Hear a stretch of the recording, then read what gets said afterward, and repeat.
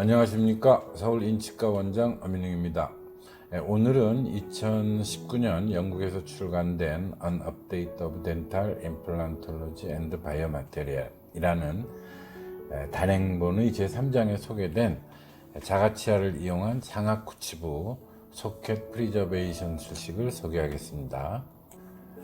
이 사진은 발치 후 약 4주 경과한 상악 우측 제1대구치의 임플란트 식립과 소켓 프리저베이션을 동시에 시행한 증례로 이에 대한 분석 및 장기 관찰 결과는 2019년 대한치과이식학회지에 게재되었으므로 참조하셔도 좋겠습니다. 발치 4주 경과된 왼쪽 그림과 같이 매우 약한 상태의 슈도 멤브레인 오가니제이션이 완성됩니다. 즉 에피세리얼라이제이션이 된 것이죠. 이 멤브레인은 약하지만 소켓 힐링에 매우 강력한 도움을 줄 수 있어서 이를 티슈 리액터라고도 부릅니다. 왼쪽 그림과 같이 절개선을 충분히 여유를 두고 설정한 후 가운데 그림처럼 구개면에서 언더마이닝하여 삽으로 떠 올리듯이 프레임을 형성하면 이 티슈 리액터를 손상시키지 않고 다시 사용할 수 있습니다. 플랩 리플렉션 후 발치와의 잔존 septal 본에 임플란트 프레퍼레이션을 하고 이 자리에 임플란트 식립을 하게 되면 노출된 임플란트 나사산 주변으로 통상적인 자가치아 이식 방법을 사용하여 소켓 프리저베이션을 시행합니다. 유가 조직을 제거하지 않으므로 왼쪽 그림 하방의 잔존 유가 조직 위에서부터 협측, 구개측 피즐골을 기준으로 가볍게 이식하면 되겠습니다. 슈처는 약한 부위의 티슈 리액터를 피하고 여유를 준 절개선 부위를 이용하여 가볍게 해주시면 됩니다. 지금까지의 술식 과정을 먼저 복기해 보면 4주 치유 기간에 프라이머리 인텐션으로 치유된 경우 연조직 사용이 가능하고, 이 경우 발치와에 존재하는 유가 조직은 뼈 형성 과정 중에 있으므로 제거하지 말고 오히려 뼈 형성에 재활용하도록 하며, 이에 따라 뼈 이식량이 감소될 수 있으므로 임플란트 주변에 가볍게 소량의 이식으로도 충분하다는 것입니다. 저희는 이 술식을 캐핑이라고 부르기도 합니다. 지난 시간에 소개된 GBR 술식과 소켓 프리저베이션의 차이를 생각하면서 더 쉬운 술식이 되도록 다음 증례를 보도록 하겠습니다. 이제 치유 과정을 살펴보겠습니다.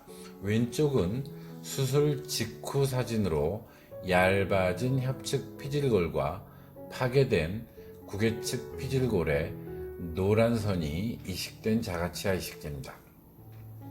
중앙의 3개월 사진에는 협측 피질골이 리모델링 되면서 변형되기 시작하였고, 협측 발치와는 임플란트 면을 따라 전체적인 골 형성을 시작하고 있음을 알 수 있습니다. 우측의 6개월 사진은 협측 피질골 보존 및 발치와 골 형성이 전체적으로 더 진행되고 있음을 보여주고 있고, 특징적인 점은 이 시기에 협측 피질골이 일정 부분이 녹은 것처럼 보이고 구개측은 변화 없이 바로 이식된 뼈가 재생되고 있다는 점입니다. 이 부분은 발치와 치유 기전과 이식제 치유 기전에 대한 이해와 밀접한 관련이 있는 부분이므로 질문과 의견이 모아지면 새로운 강의 시간으로 따로 마련해 보도록 하겠습니다. 소켓 프리저베이션 6개월 후 2차 수술 시 임플란트를 덮고 있는 생성된 뼈를 협측과 구개측에서 각각 제거하여 임플란트를 노출시키고 조직 검사를 시행합니다. 왼쪽 그림 별표의 부위는 이식된 자가치아, 즉 덴틴 파티클이고 그 주변은 모두 새로 생성된 신생골입니다. 이식된 덴틴의 위치와 신생골과의 관계를 조직학으로 분석해서 골유도, 골전도, 골계전증이 있다는 것을 입증하는 것입니다.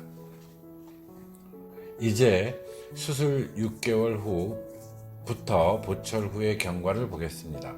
좌측은 보철물 장착 시 협측골의 높이를 측정한 모습이고 중앙이 6개월, 우측이 보철물 장착 53개월, 즉 약 4년 5개월 후의 사진입니다. 보철물 처음 장착 시 11.2mm, 6개월 후 12.3mm, 53개월 후 11.7mm, 즉 협측 변연골이 흡수 없이 잘 유지 관리되고 있음을 알 수 있습니다. 다음은 임플란트 넥 주변의 협측 피질골 상태 변화를 유념해 보시면 로딩 시 왼쪽 그림입니다.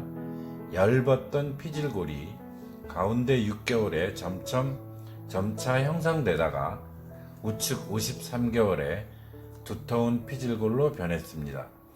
이런 협측골의 높이 변화와 치조골 볼륨의 변화는 장기간 추적의 중요한 분석 요소입니다.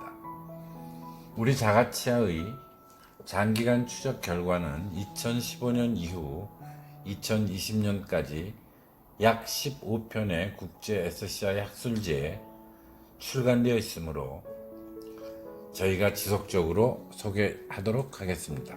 이를 3D 이미지로 보면 좌측은 수술 당시 약간 파괴된 협측골과 구개측 피질골이 보이고 중앙은 수루 42개월로 임플란트 보철과 더불어 새롭게 생성된 피질골과 이를 지지하는 해면골이 매우 잘 발달된 양상을 볼 수 있습니다. 53개월째에는 더욱 두터워진 피질골의 두께를 관찰할 수 있습니다. 강조드리고 싶은 점은 임플란트 넥 주변의 재생된 피질골의 건강한 상태를 만들고 유지하고 있다는 점입니다. 임플란트 연구에서 장기 추적 관찰이 모든 술식의 중요한 분석 요소임은 아무리 강조해도 지나치지 않습니다.